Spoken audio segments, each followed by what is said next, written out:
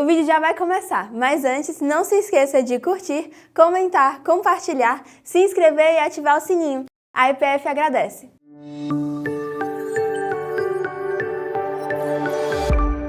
Somos o povo mais feliz da terra. Mateus 5, de 1 a 12. Vendo Jesus as multidões, subiu ao monte e, como se assentasse, aproximaram-se os seus discípulos. E ele passou a ensiná-los, dizendo: Bem-aventurados os humildes de espírito, porque deles é o reino dos céus. Bem-aventurados os que choram, porque serão consolados.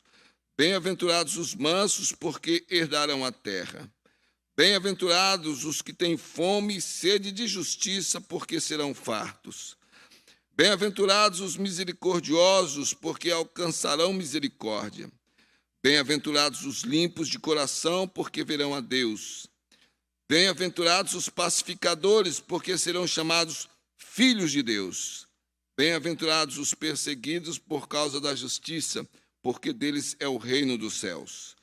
Bem-aventurados sois quando por minha causa vos injuriarem e vos perseguirem, e mentindo disserem todo mal contra vós. Regozijai-vos e exultai, porque é grande o vosso galardão nos céus, pois assim perseguiram aos profetas que viveram antes de vós. Deus amado, somos o povo mais feliz da terra, porque o Senhor é o nosso Deus. Então ilumina nossa mente agora, ao meditarmos na palavra, para que essa palavra continue nos alimentando, revigorando, Senhor, a nossa vida espiritual, e não importando as circunstâncias, indo em frente, levantando essa bandeira de que a nossa felicidade não é a última e nem morre, porque a nossa felicidade é o Senhor. Muito obrigado, Senhor, pelos irmãos que estão aqui, aqueles que estão através da internet. Abençoe os nossos irmãos que estão em outros lugares agora, servindo ao Senhor. Receba a adoração, ouça as orações do teu povo e dá crescimento, Senhor, através da tua palavra. Em nome de Jesus. Amém. Quem é da velha guarda ouviu, quem sabe, quantas vezes essa marchinha de carnaval sendo tocada por aí. Os da nova guarda ouvem, na verdade, renovado, mas as coisas são sempre repetidas, né? Quanto riso, oh, quanta alegria. Mais de 1000 palhaços no salão. Isso traduz, na verdade, a situação, já fez parte da oração, nosso presbítero Luiz Carlos, não são milhares de palhaços no salão, são milhões de palhaços espalhados por toda a nação, sabe, numa falsa alegria, buscando na expectativa de alguma forma de encontrar a felicidade. Agora, durante esse tempo, não tem fome, não tem dificuldade, não tem desemprego. Aquela pessoa que não tinha nem dinheiro para fazer algumas coisas básicas, agora busca dinheiro de qualquer forma para colocar fantasia e participar, sabe, assim, tentando realmente dizer, olha, eu preciso disso, porque fiquei 2 anos sem poder fazer isto. Houve críticas, porque as igrejas voltaram antes da atividade. Já pensou as igrejas, até as igrejas, e a gente não pode fazer nada. Não vamos nos esquecer, apesar de todas as narrativas, que o vírus entrou e se alastrou aqui através do carnaval. Porque antes dele, eu me lembro de uma reportagem na mídia dizendo, mas tem perigo? Não tem perigo. E o médico dizendo, não tem perigo. E um grande apresentador de uma grande emissora aí do país dizendo, então pode fazer. E o vírus, alegremente se esparramando. E aí depois veio outras coisas aí tentando explicar a porta aberta do Brasil para toda uma desgraça que entrou em nome da alegria. É lógico, você sabe que enquanto palhaços querem alegria, tem gente ganhando atrás disso, né? Tem gente vendendo morte atrás disso. Eu me lembro lá da cidade onde eu vim, você está nos visitando, cheguei aqui em 2016, vim de Maringá, Paraná, mas eu lembro quando eu era jovem, sabe? Eu vi uma entrevista no carnaval, sabe? Aí eu estava vendo essa entrevista. Carnaval, e aí num salão, o povo fantasiado, e a moça perguntando para um, aí perguntou para um jovem, e aí, como é que é esse negócio? Alegria, né? sociedade, coisa cultural. E aí, a determinado momento, a moça disse: você pode tirar a máscara? Ele tirou. Era um jovem da nossa igreja. Que decepção. Naquele tempo, pastor Tibério, é diferente. Esse negócio de cuidado com o processo e tal, era porrete na moleira, né? A coisa era mais achegada mesmo, porque é inadmissível que um moço que é da igreja, que é do evangelho, estivesse agora, me desculpe o trocadilho, naquela palhaçada, né? Escondido atrás de uma máscara, cai a máscara. E alguns especialistas, né, e não é de igreja não, de fora, estão aí lançando algumas expectativas de que esse será o carnaval mais mundano que talvez o país já tenha experimentado. Porque agora pode tudo. Não pode verdade, justiça, honestidade, isso não pode. Né? E aí a justiça vai se movimentar de alguma forma. Estamos espantados. Policiais que prendem e apreendem carga de droga, tem que devolver agora, e daqui a pouco pedir desculpa. Este é o cenário do país. Mas aquela canção continua dizendo: Arlequim está chorando pelo amor da Colombina no meio da multidão. Tem sofrimento lá. No meio dessa multidão, dessa alegria, tem gente que vai se matar durante esse período. Tem gente que vai se drogar até morrer de overdose. Tem gente que vai ser estuprado, tem gente que vai ser violentado, roubado.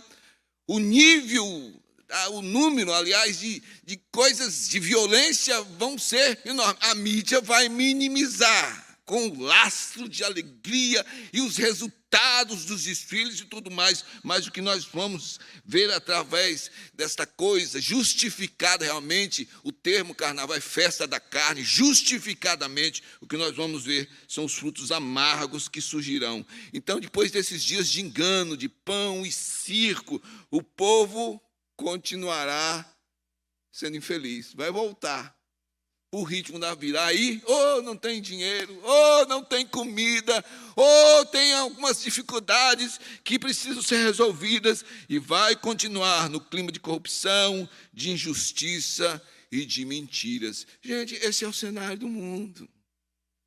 É uma alegria efêmera, passageira, e ela depende de circunstâncias. Irmãos, é impossível que a igreja não veja o papel, fundamental que tem momentos assim. Se as igrejas fogem para os retiros para se refugiar acovardadamente, aí está errado. Se vai para os retiros, para o acampamento, para crescer, para se fortalecer, é um tempo de oração, de meditação. Deus vai instrumentalizar e fazer com que esse povo volte depois com munição espiritual para fazer o seu trabalho. A igreja que vai para a rua agora e vai se envolver nos desfiles e vai sambar de acordo com a música e vai se fantasiar porque tem que adaptar e tem que seguir a cultura para fazer o trabalho. Essa igreja perde a sua missão. Mas a igreja que vai para panfletar, para falar de Jesus. Eu acompanhei projetos assim, pessoal orando, jejuando, enquanto um grupo ia. E este grupo evangelizando, trazendo gente. O testemunho que tinha depois era gente que estava lá para dizer: são os últimos dias da minha vida. Foram alcançados através de trabalho assim. Irmãos, o crente não pode perder. Aqui vai uma palavra pastoral. A igreja que está aqui e na internet. Se você, crente, perder um minuto sequer, vendo aí desfile, procurando resultado, olha, eu vou dizer uma coisa: o seu evangelho é uma fantasia. Eu me lembro quando eu era jovem, estávamos voltando de um acampamento de ônibus, e aí havia um frenesi num grupo que estava conversando. Gente, não tínhamos esse negócio de celular. Quando eu falo isso, meus meninos têm esse negócio de celular. Eu fixo em casa os mais ricos que tinham, né? Eu fixo. Não sei, Rodrigo, como é que a gente fazia para andar naquele tempo sem GPS. Sinceramente, bloqueou na minha cabeça, eu não me lembro, como é que a gente fazia para chegar lá, né? Ainda mais aqui a característica aqui nós nordestinos, você pergunta onde é que você mora, ele não fala a rua e o número, ele vai explicar todo o entorno, onde é que você pega a avenida, aí você chega no último, e quando eu ouvi a expressão, quando o senhor chegar no último quebra-mola, como é que eu vou saber que é o último quebra-mola? Então, não tinha naquele tempo, e aquele frenesi, o povo, sabe, com rádio pequeno, e a gente foi ver o que era, queriam saber o resultado eu morava em Maringá, o acampamento foi ali na região, o resultado do desfile do carnaval do Rio de Janeiro. O esculacho foi grande, ali por parte do pastor, da liderança ali. Então, eu vou dizer a você, se você vai perder um minuto sequer, talvez você que, sabe, preocupado com algumas coisas, mas você vai sintonizar, eu vou dizer uma coisa, está em pecado. E principalmente pelo que você já viu, este carnaval vai ser desavergonhado. Esse carnaval realmente vai ser a festa do diabo, porque o povo vai estar fazendo as coisas que ele quer que sejam feitas, para submeter o homem e a mulher, imagens e semelhanças de Deus, ao ridículo. É isto. Simples assim. Agora, somos o povo mais feliz da terra. Nossa felicidade não está ligada nessas coisas, a nossa felicidade está em Cristo Jesus. E, novamente, sempre faço aqui esse apelo. Se você ainda não sabe o que é isso, se você ainda não tem Jesus como Salvador, nos procure. Hoje mesmo, deixe seu nome na recepção, espere ali, vamos orar, vamos falar a respeito disso. Entregue a sua vida a Jesus, porque é um caminho diferente na vida, em meio a toda essa situação. Mateus era alguém assim. Não se sabe ao certo a idade de Mateus, mas ele era um coletor de impostos. Tinha a sua vida comum, exprimido, Exprimido ali porque era um judeu a serviço de Roma. Então, para o judeu, ele era desprezado, ele era um traidor. E para o romano, ele era um serviçal, ele era humilhado por ser judeu. O judeu era considerado uma raça inferior, espoliado pelos impostos que Mateus tinha que cobrar. E essa classe era corrompida, sempre foi, gente. Onde está o ser humano, sabe, sem Deus, a corrupção está aí. Por isso nós estamos orando para que a nossa nação entenda Salmo 33, 12. Feliz é a nação cujo Deus é o Senhor. Essa é uma palavra para Israel, mas se aplica às nações hoje. Enquanto Deus estiver no controle, enquanto homens e mulheres tementes ao Senhor, com posição de autoridade nas mãos, não viverem esse evangelho, corrupção. Mateus vivia no meio disso, não tem como fazer vista grossa, suborno, corrupção. E aí, então, ele é alcançado. Mateus capítulo 9, versículo 9, depois encontramos lá em Mateus 10, versículo 3, ele na listagem dos discípulos. Ele foi um dos primeiros discípulos a ser chamados por Jesus. Ele era coletor em Cafarnaum, Jesus morava em Cafarnaum, Jesus está, então, passando, fazendo seu ministério, e ele começa a chamar os discípulos, aqueles que seriam a base da igreja mais tarde. Em Mateus 9,9 registra dizendo, partindo Jesus dali, viu um homem chamado Mateus sentado na coletoria e disse-lhe, segue-me. Ele se levantou e o seguiu. A vida de Mateus mudou. A alegria dele não estava mais na riqueza, a alegria dele não estava mais no status. Ele se torna agora um discípulo de Jesus, e ali por volta do ano 50 depois de Cristo, ele vai escrever este evangelho, aquilo que ele viveu com Jesus, a vida com Jesus, é agora passada de uma forma inspirada pelo Espírito Santo, e a intenção dele é mostrar Jesus para os seus compatriotas, para os judeus.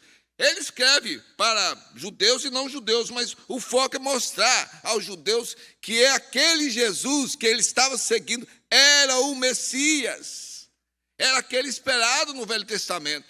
Nos capítulos 1 e 2, ele vai contar a genealogia de Jesus, o modo como Jesus foi concebido e nasceu de uma forma miraculosa. Esse ministério é confirmado por João Batista, ele escreve no capítulo 3. No capítulo 4, ele vai descrever a aprovação do ministério de Jesus na guerra contra Satanás, batendo de frente com Satanás. E a partir do versículo 17, então, Mateus vai mostrar Jesus escolhendo, chamando seus discípulos, e ele vai escrever até o capítulo 28, a respeito da vida, da obra de Jesus, dos sinais, dos prodígios, mas principalmente a pregação do evangelho do reino.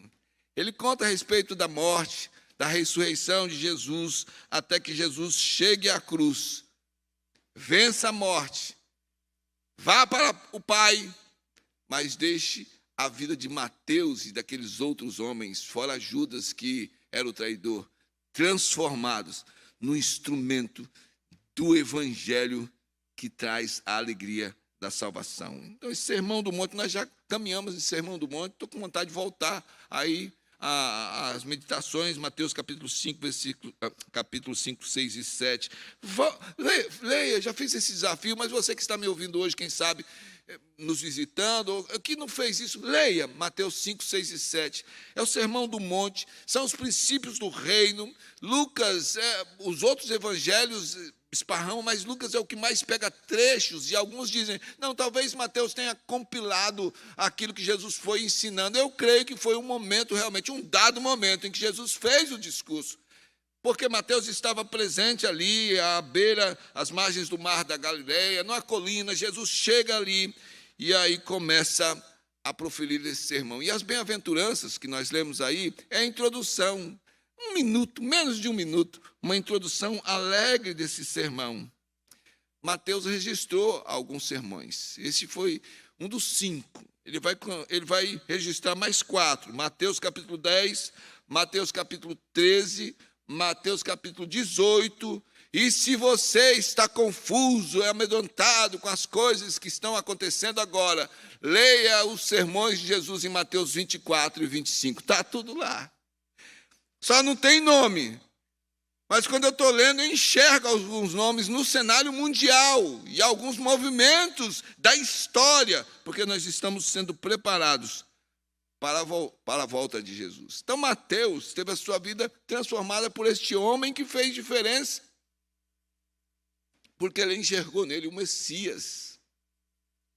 E Mateus registra que o movimento de Jesus era reconhecido por alguns que viam que ele era realmente diferente. Mateus capítulo 7, versículos 28 e 29. Depois que Jesus pregou o Sermão do Monte, Mateus registrou: quando Jesus acabou de proferir estas palavras, estavam as multidões maravilhadas da sua doutrina, porque ele as ensinava como quem tem autoridade e não como os escribas. Então, qual é o nosso desafio como igreja, gente?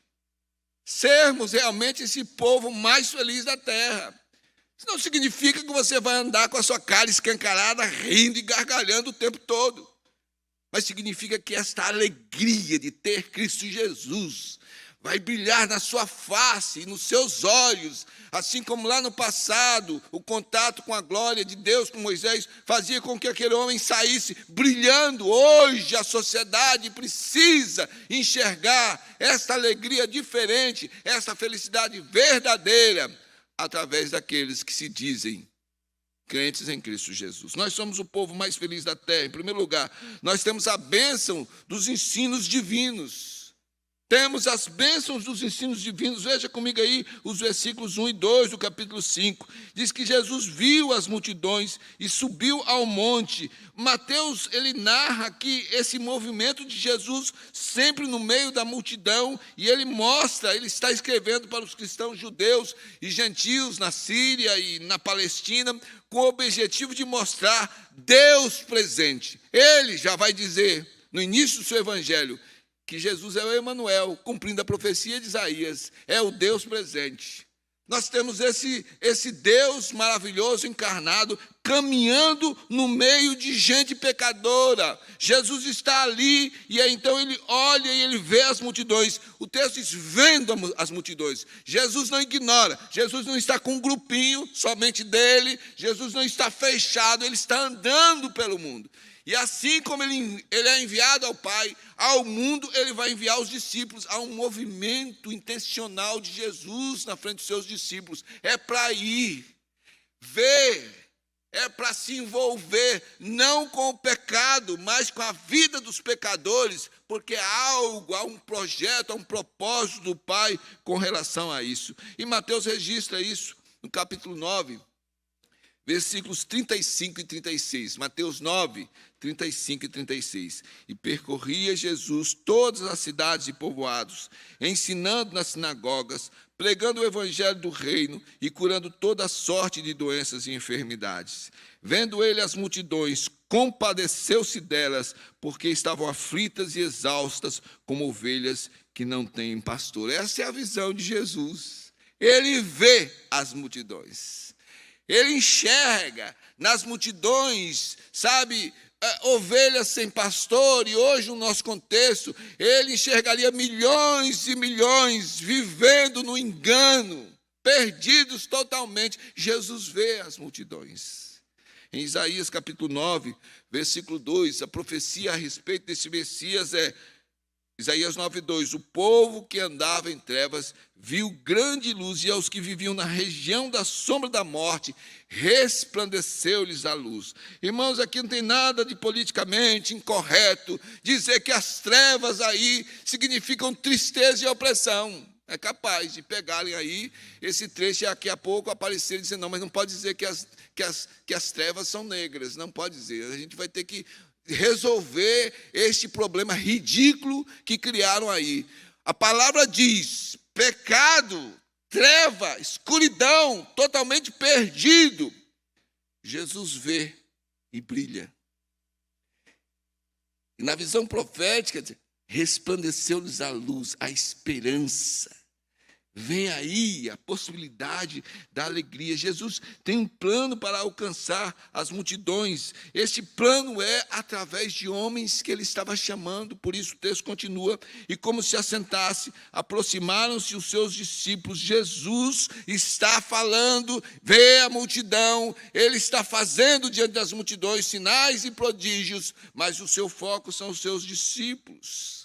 Ele vai preparar estes homens, ele se assenta, vai ensinar, mas os seus discípulos caminham até ele, porque o ensino é dirigido para eles. A multidão quer show, a multidão quer alegria do pão e do circo. A multidão estava, parte dela, aliás, maior parte dela estava atrás de Jesus por causa das coisas que Jesus fazia, assim como foram atrás de outros falsos messias. A multidão quer agito.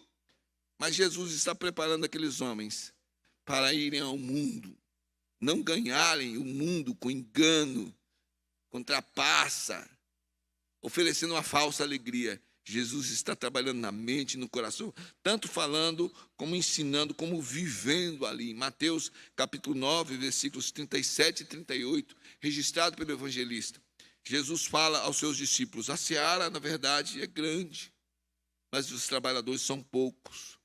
Rogai, pois, ao Senhor da seara, que mande trabalhadores para a sua seara. Então, ele vê a multidão. Ele está trabalhando no coração dos seus discípulos, que são o foco do seu ensino. Por isso o versículo continua dizendo, e ele passou a ensiná-los, dizendo, o alvo principal de Jesus eram os seus discípulos. O ensino de Jesus, mostrando os princípios do reino, era libertador. Mateus deixou tudo para trás.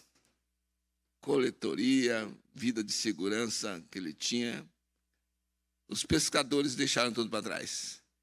Redes, barcos. Legalistas, sim, porque teve o principal da sinagoga convertendo, deixaram tudo para trás.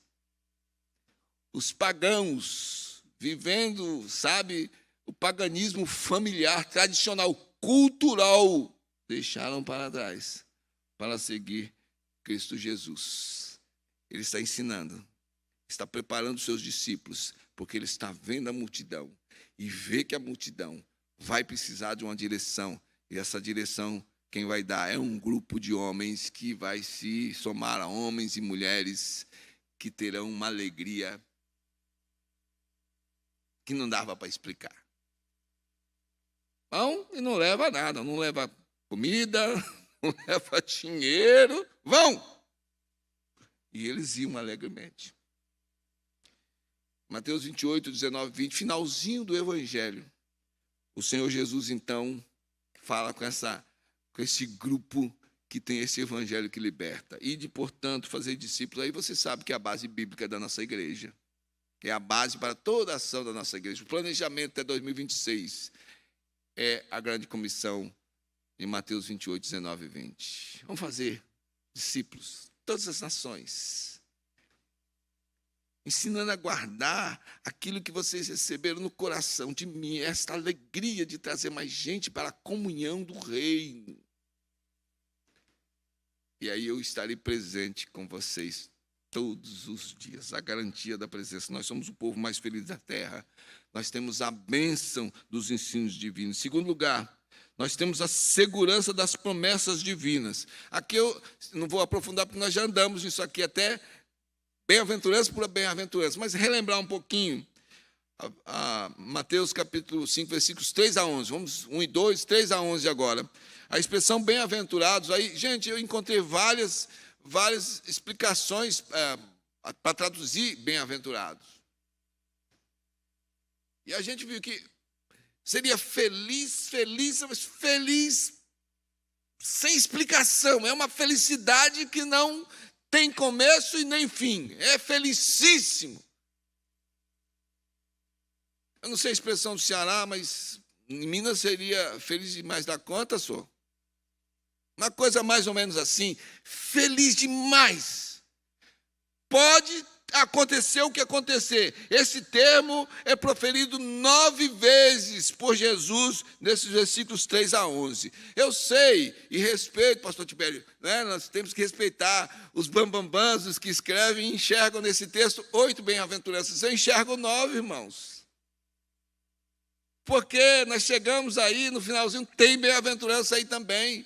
Jesus repete 9 vezes porque ele está falando com aqueles que estariam sendo transformados pelos princípios do seu reino. E Jesus, então, em cada uma das bem-aventuranças aí, nós encontramos uma promessa garantida. Nós já vimos isso em mensagens passadas, eu vou voltar aqui rápido, porque ele abençoa com essa felicidade. É uma felicidade que vem de dentro para fora. Perseguição iria acontecer, pressão iria acontecer, morte iria acontecer, mas o que ele diz aí? Os humildes de espírito, sabe, aqueles que são considerados o refúgio da sociedade, ele diz, olha, vocês são felizes demais, vocês precisam encarar essa felicidade dentro de vocês, porque vocês vão ganhar o reino dos céus. Só isso? Quer mais? Ele diz, sejam felizes vocês que estão chorando, porque o choro, alguns eram pagos para chorar, lá no ambiente de luto. Jesus, então, não está falando desse choro, é aquele que chora pelo estado da humanidade, não por si somente, mas pelos outros, pelo pecado da humanidade. Eles sejam felizes porque vocês serão consolados. O apóstolo Paulo diz que Deus, o nosso Deus, é o Deus de toda consolação, o afago de Deus no coração daqueles que choram. Ele diz, sejam felizes, vocês são mansos. Irmãos, não tem lugar para mansidão hoje, não. Deus levou, mas naquele tempo também. A lei levada, sabe, ao pé da letra, olho por olho, dente por dente. E Jesus diz, sejam felizes exercitando a mansidão, porque vocês vão herdar a terra. Toda essa guerra que tem aí, toda essa disputa por terra, Jesus diz, os mansos herdarão. Bem-aventurados os que têm fome e sede de justiça. Esse eu lembro, lembro bem. Porque foi pregado num contexto em que o Supremo Tribunal rasgou aí a Constituição e voltou atrás de uma decisão de anos e anos. Foi bem na época, lembra, bem na época, e tivemos alguns probleminhas. Jesus diz, tenham fome e sede de justiça, mesmo que passem problemas, porque vocês serão fartos, no sentido de saciados. Aquele negócio de comer, não é comer para passar mal, não, mas comer e dizer assim, não preciso de mais, eu estou farto. Aceita mais? Não, eu estou farto. Estou tentando lembrar aqui a expressão, mas eu estou esquecendo agora. É uma expressão que você aceita mais, já satisfeito. Eu estou satisfeito. Ou de barriga cheia, não, aqui para nós seria o bucho, né? Está de bucho cheio. Jesus está dizendo, olha, vocês que estão assim e passam apuro. Não é só no nosso tempo, gente. Sempre foi difícil. Justiça e verdade sempre foram elementos difíceis na história da humanidade. Tem que ter aceitação, mas sem justiça e sem verdade. Com a minha verdade e a minha justiça. Bem-aventurados os misericordiosos, sabe assim, aquele que anda junto, que sofre junto, que chora junto, que diante da sociedade faz papel de bobo, porque os discípulos estavam aprendendo de Jesus, se levar um tapa de um lado, deu o outro lado para receber outra bofetada.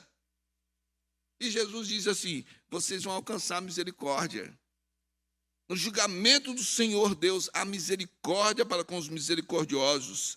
Bem-aventurados aqueles que são puros de coração, sabe? Aqueles que olham para a ética do reino e realmente vivem esta ética do reino. E aí, então o Senhor Jesus diz, olha, vocês vão passar puro por isso. Vão renegar o pecado, vão lutar contra aquilo que vai ser imposto a vocês. Alguns de vocês vão morrer. Mas sejam felizes. Vocês vão ver Deus. No próprio grupo do discípulo, nós vamos encontrar a tensão das disputas e aquelas coisas de relacionamento, um querendo mostrar que era mais que o outro. Havia litígio. Jesus é o príncipe da paz, ele é o pacificador por excelência. Mas Jesus vai ensinar aos seus discípulos, olha, luta pela paz. Não é levantar uma bandeira de uma causa humana, não. É a pacificação que vem de Deus, através de Cristo Jesus, nos seus discípulos, para que a paz fosse celebrada. Ele diz, sejam pacificadores. Vão passar apuro também por causa disso.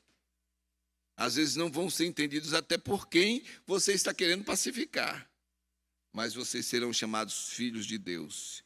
E aí então, ele diz que os perseguidos por causa da justiça, e há uma ligação com o versículo anterior, eles também serão proprietários do reino dos céus. Perseguidos. Por favor, não estou aqui me referindo a nenhum caso pontual, mas eu estou dizendo, se alguém estiver por aí com uma tornozeleira eletrônica, porque é justo com a justiça de Deus, ele está dizendo, olha, vai ser o possuidor do reino dos céus. Essa é a alegria que vai sustentar. Tempo de Paulo, preso, lá estão os grilhões e as algemas. E ele está dizendo, alegria no meu coração. Não há como comparar as tristezas e os problemas de agora. Não pode se comparar com o que vai se manifestar na glória. E Jesus está dizendo, sabe o que é isso? Vocês serão proprietários do reino dos céus. E aí eu consigo enxergar essa nona bem-aventurança, gente, no versículo 11. Bem-aventurados sois por minha causa, quando vos injuriarem e vos perseguirem e mentindo disserem todo mal contra vós. Eu vejo a bem-aventurança aí. Jesus está abrindo para os seus discípulos uma coisa assim real, vai acontecer. E isso projeta para a história da igreja. Então, bem-aventurado é aquele que usufrui da presença de Jesus, muitas vezes abençoado, muitas vezes abençoado, muitas vezes abençoado, é feliz, porque a causa principal no seu coração é o Senhor Jesus, e não aquilo que tem, e não aquilo que pode, não status.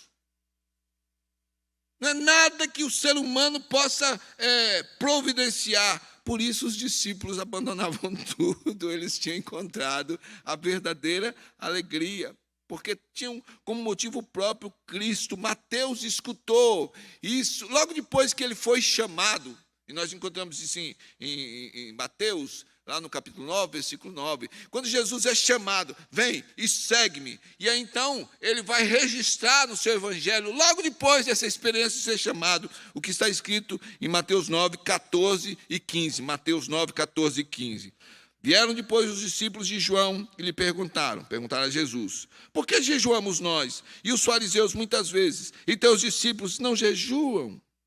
Respondeu-lhe Jesus: podem acaso estar tristes os convidados para o casamento enquanto o noivo está com eles? Dias virão, contudo, em que lhes será tirado um noivo, e nesses dias hão de jejuar. Eles estavam com o noivo é Cristo Jesus. Eles são a igreja é a noiva, a esposa amada. Então ele usa aqui de um lance cultural, né? Antes do casamento tinha todo aquele ritual, os amigos do noivo. Um dos amigos é que era o que fazia, organizava a festa, que estava junto. O que Jesus está dizendo: escuta, vão ser tristes. Eles não podem ser tristes agora. Agora não. Vai chegar um tempo, e realmente chegou. Estavam orando, jejuando, por causa das perseguições, buscando a orientação e condução do Espírito Santo. Nós oramos e jejuamos hoje, porque esse é o papel da igreja, mas o que ele está dizendo aqui é que não há como tentar impor um papel de tristeza sobre os seus discípulos. Eles estavam com Jesus. Gente, vamos caminhar aí, vamos para o versículo 12. Nós somos o povo mais feliz da terra, porque nós temos a bênção dos ensinos divinos. Nós somos o povo mais feliz da terra, porque nós temos a segurança das promessas divinas. Em terceiro lugar, nós somos o povo mais feliz da terra, porque nós temos a certeza da fidelidade divina. Veja comigo aí o versículo 12, agora de Mateus 5. Jesus diz, sabe, ele ordena aqui, gente, o regozijo e a exultação. Nós não temos, alguns de nós, lá no acampamento, talvez, porque lá o povo está pulando, de alegria, e cantando, e alguns já estão roucos, sabe por quê? É o mesmo povo daqui, mas se a gente começa a pular aqui e tal, aí a gente ia ter alguns problemas, porque tem que ter uma ordem no culto, no ajuntamento, um momento solene público. Mas o que Jesus diz aqui, essas expressões, realmente é de pular de alegria como um bezerro novo quando é solto assim na pastagem, que sai pulando e dando aqueles coices de lado, um passarinho quando é solto da gaiola e sai trinando aqui. A ideia é, Jesus diz, vocês têm que se soltar nessa onda de alegria, porque vocês têm garantido o galardão nos céus. Agora veja bem, ele ordena isso aqui depois de dizer no versículo anterior que por causa dele eles seriam injuriados, perseguidos, alvos de mentira, mas Jesus garante o galardão na vida eterna futura. Esse galardão é palco aí é alvo, aliás, de estudos e especulações, e aí gente vai para o original. Lá no Antigo Testamento nós encontramos em algumas palavras proféticas, por exemplo, Isaías 40:10, a respeito de Deus com Israel. Isaías 40:10, eis que o Senhor Deus virá com poder, e o seu braço dominará, eis que o seu galardão está com ele, e diante dele a sua recompensa. Isaías capítulo 62, versículo 11. Está pegando aí, Tancredo? Rápido aí. Isaías 62, 11. Eis que o Senhor fez ouvir até as extremidades da terra essas palavras. Dizei à filha de Sião, eis que vem o teu Salvador, vem com ele a sua recompensa, e diante dele o seu galardão. Recompensa. E essa palavra traduzida aqui no Novo Testamento, tanto em Mateus 5:12, aqui o texto que nós temos, como em Hebreus 10:35 e Apocalipse 22:12, ela tem o sentido mesmo de recompensa, mas não somente, essa palavra não é só uma recompensa positiva, pode ser uma recompensa punitiva. É o termo que traduz um valor pago pelo trabalho, é o salário, é a recompensa como o fruto natural de um trabalho, sabe, com afinco, com suor derramado. Mas há uma coisa diferente nesse galardão. Ele é dado não pelo mérito dos discípulos. Como é que é isso? João Calvino, lá nas Institutas, no livro 2, no capítulo 5, ele diz o seguinte, comentando a respeito dessa recompensa. Porque pela misericórdia do Senhor, não por sua própria diligência, foram não só eleitos, mas ainda chamados e justificados. É Deus quem escolhe, é Ele quem capacita no chamado. Então Ele provê, Ele providencia meios para que o crente, então, sirva. Então, vem dele. Não há nada que você tenha que não tenha recebido. Aquele a quem muito é dado, muito será cobrado. Ou seja, vem de Deus. A fé é Ele quem planta no coração. A perseverança é Ele quem vai à frente através da ação do Espírito Santo. Então, por ser Ele o próprio Deus, a origem de todas essas coisas boas, esta recompensa é dada àquele que foi fiel e viveu, mas não no sentido de que Ele o fez por força própria, mas é pelo próprio Deus. Este é Deus. É o Deus dono de todas as coisas, porque aqueles que eram pecadores, instrumentos de injustiça, aqueles que eram afastados dele, foram transformados por Ele mesmo em filhos e filhas. E aí então Ele nos dá o quê? O Espírito Santo. Ele nos dá o quê? A sua palavra. Veja aí o apóstolo Paulo escrevendo a Timóteo, estamos lá ministrando, irmãos, estamos estudando no acampamento. O tema do acampamento é ninguém despreze a sua mocidade, 2 Timóteo 4,12. Então, aqui o texto que nós vamos ver agora, 2 Timóteo 3, 16 e 17. Toda a Escritura é inspirada por Deus e útil para o ensino, para a repreensão, para a correção, para a educação na justiça, a fim de que o homem de Deus seja perfeito e perfeitamente habilitado para toda a boa obra. É o próprio Deus, com a sua palavra, que prepara você para fazer coisa boa. Então, aquela velha máxima, né? Você não faz coisas para ser salvo. Aliás, você não faz coisas boas para ser salvos. Alguns acreditam nisso. Salvação pelas obras, tem que fazer coisa boa, não importa a vida espiritual que você tenha. Não, você não faz coisas para ser salvo. Você faz coisas boas porque é salvo. Porque Ele vive em você. Porque Ele vive no discípulo, o discípulo agora olha o mundo diferente.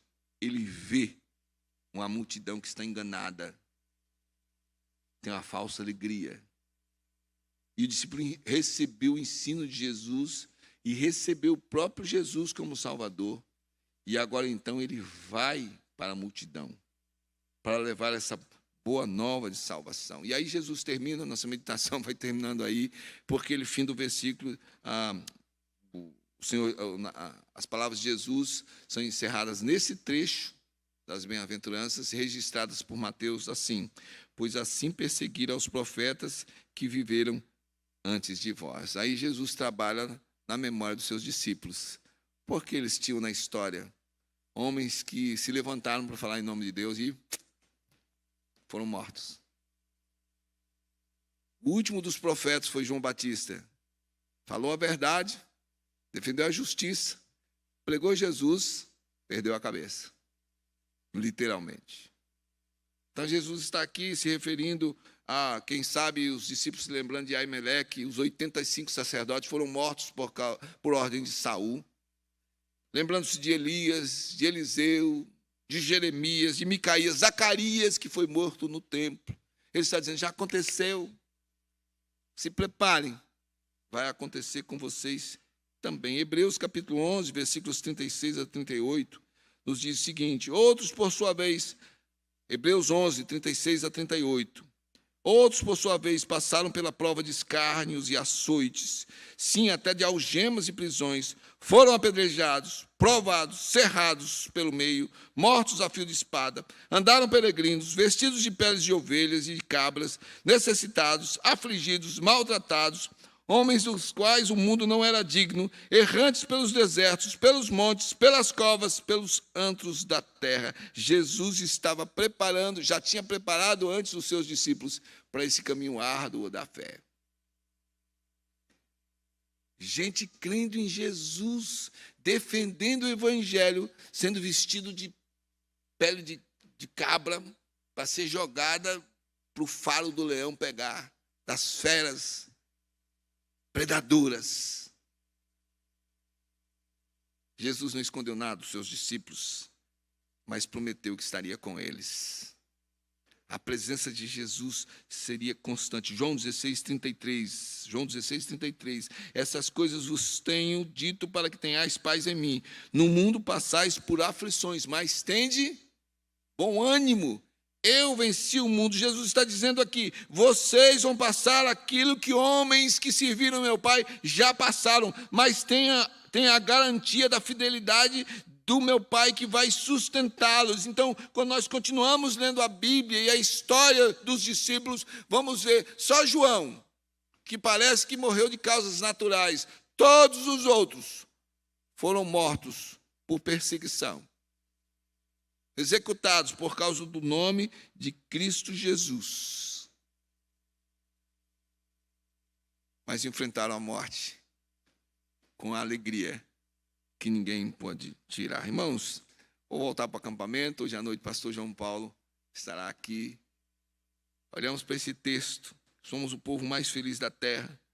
Temos as bênçãos dos ensinos divinos, temos a segurança das promessas divinas, temos a certeza da fidelidade divina.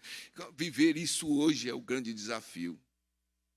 Lá fora tem gente alegre, feliz, por causa de bebida, de circunstâncias e outras coisas mais. Você pertence a um povo que foi comprado pelo sangue de Jesus. E o salmista diz, torna a dar-me a alegria da salvação.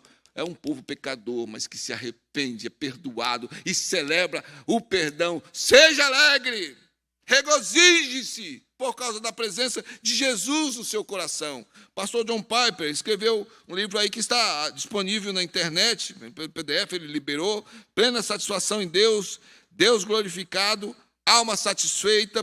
E lá no capítulo 4, na página 39, ele escreve o seguinte, a natureza e a profundidade do orgulho humano são iluminadas quando a vanglória é comparada à autocomiseração. Ambas são manifestações do orgulho. A vanglória é a resposta do orgulho ao sucesso. A autocomiseração é a resposta do orgulho ao sofrimento. Aí ele diz, buscar o prazer cristão corta a autocomiseração pela raiz. As pessoas não sentem autocomiseração quando o sofrimento é aceito por causa de uma alegria futura. O orgulho produz uma coisa, sabe, que dá aquela impressão de uma satisfação. Sou eu. Autocomiseração leva ao papel do vitimismo, aquela coisa que traz para si uma tristeza, um abatimento de coração, mas irmãos, um prazer mórbido nisso. Como se dissesse, olha como eu sofro. E ele diz aqui, eu vou repetir, que buscar o prazer cristão vai cortar isso pela raiz. Sabe por quê? Tudo é aceito por causa de uma alegria futura. É o combustível que vai nos alimentar na nossa caminhada. Sabemos em quem temos crido. E sabemos que nada que aconteça hoje na nossa vida pode se comparar à glória que está reservada. Entra, filho meu. Venha, filha minha, para o gozo do seu Senhor. Venha, entre pelas portas. Porque eu te conheci, eu te remi, te chamei pelo nome, vim buscar e salvar o perdido. Quantas promessas do Senhor. Vamos aplicar isso na nossa vida. Como é que você é conhecido entre os seus? Lá onde você mora, no meio dos seus parentes. Ontem eu falei sobre isso, lá no acampamento. No meio aí de uma religião tem os radicais xiitas. No meio evangélico nós temos os chatos. Vai viver os princípios de uma forma triste, internalizada, egoísta. Como é que você é conhecido? Aquele chato ou aquela chata. Vou dizer, não, olha, tem uma coisa, encontro no elevador, encontro no estacionamento, no trabalho. Às vezes a coisa tá difícil, mas sempre tem uma coisa boa. É o sal da terra, é a luz do mundo, é o bom perfume de Cristo Jesus. Então, em primeiro lugar, usufrua dessas bênçãos de ser salvo em Cristo Jesus.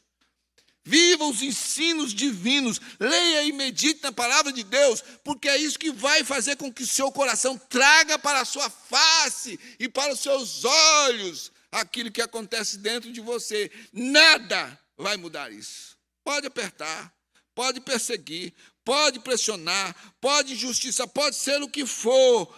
Viva realmente, usufrua da bênção de ser um salvo. E novamente eu digo, se você não entende isso, nos procure, em nome de Jesus. Compartilhe e diga, eu quero ter esse Jesus como Salvador. Me lembro que no evangelismo pessoal, a senhora ficou olhando para mim, contou. Ela falou, eu vou contar a minha história. Espera, eu vou contar a minha história. Não deu 5 minutos, eu falei, pode parar, senhora. Gente, que história mais triste.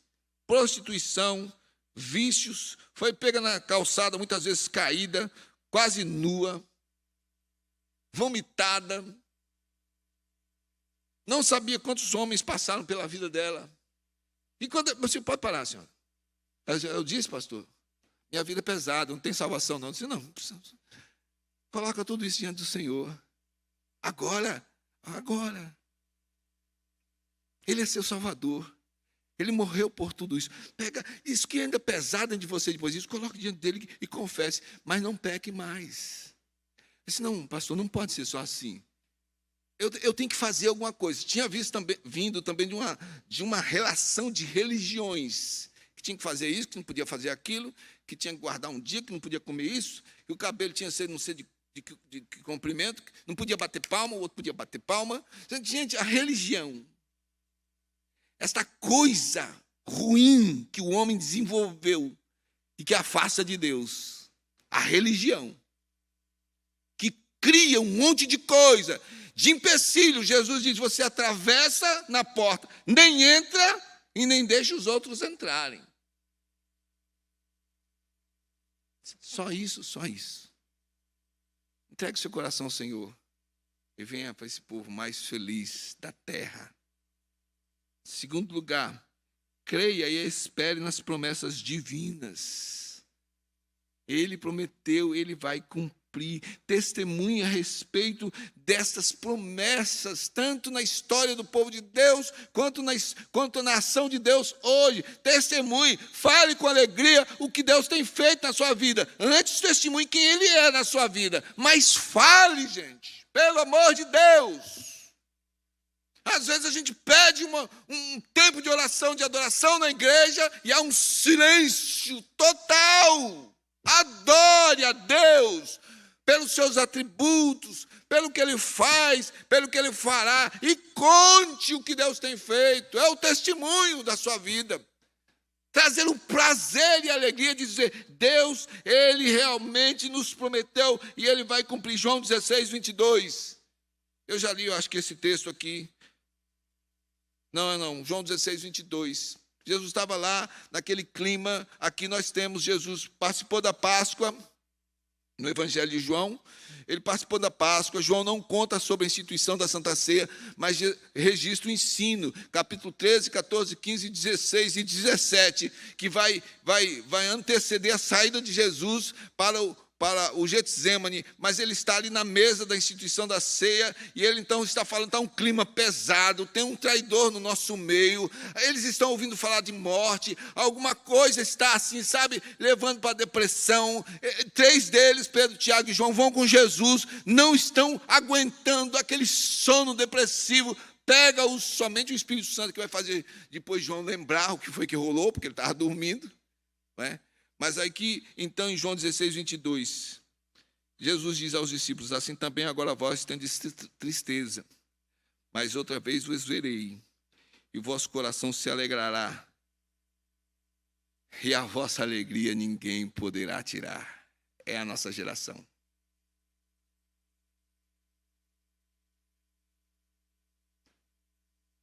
Os discípulos choraram, negaram, fugiram, se esconderam. Mas depois que viram Jesus ressuscitado, a promessa foi cumprida. Não seguraram mais os discípulos. Podia prender, podia torturar, podia matar. Fizeram isso com o João. Tentaram amordaçar e censurar. Exilaram o João. Evangelho de João. 1ª, 2ª, 3ª, 4ª de João. Apocalipse de João. Prenderam e perseguiram Paulo. Tentaram amordaçar Paulo. As cartas paulinas estão aí. Creia. Creia que Ele é o Deus que cumpre promessas. Terceiro e último lugar, gente. Para eu voltar para o acampamento e vocês seguirem a vida aí. Ó, culto 18 horas, viu? O pastor João Paulo estará aqui. Tenha certeza de que Deus jamais falhará. Ele é Deus fiel.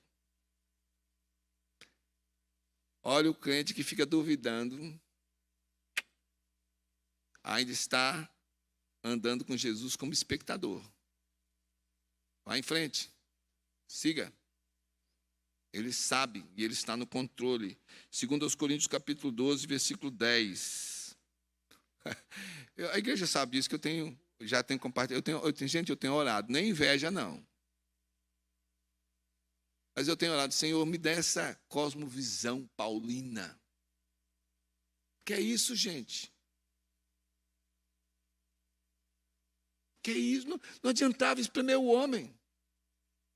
O compromisso dele com Deus é algo extraordinário. Amava Cristo Jesus assim. Ele falava, daqui a pouco, quando ele voltar, e nós que andamos vivos, olha só. Quantos anos já se passaram?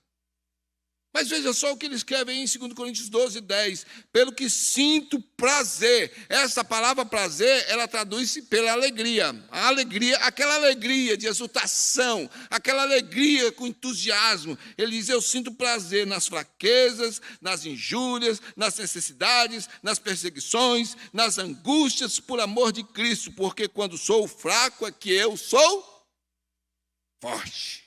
Creia. Deus não falhará. Vamos lá, gente.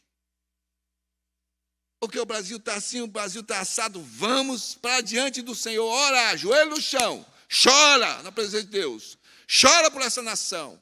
Porque essa nação, hoje mesmo, está mergulhada numa coisa de engano. A alegria, você vai ver, sabe, quando você voltar trabalhar, estudar, você vai ver a cara de alguns ali, sabe, com gosto de guarda-chuva na boca e cabo de guarda-chuva na boca e sabe aquela expressão, alguns vão dizer, eu perdi um parente.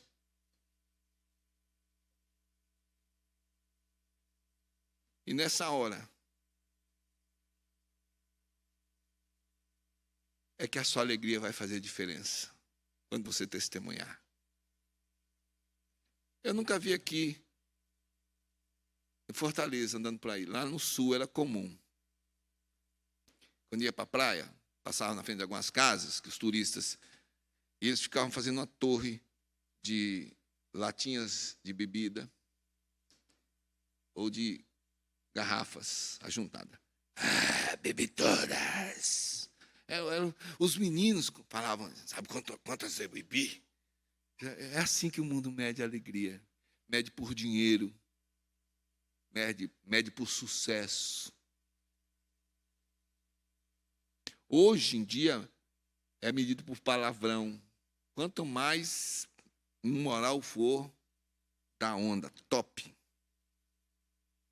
Ocupa os primeiros lugares nas paradas de sucesso. Só porcaria.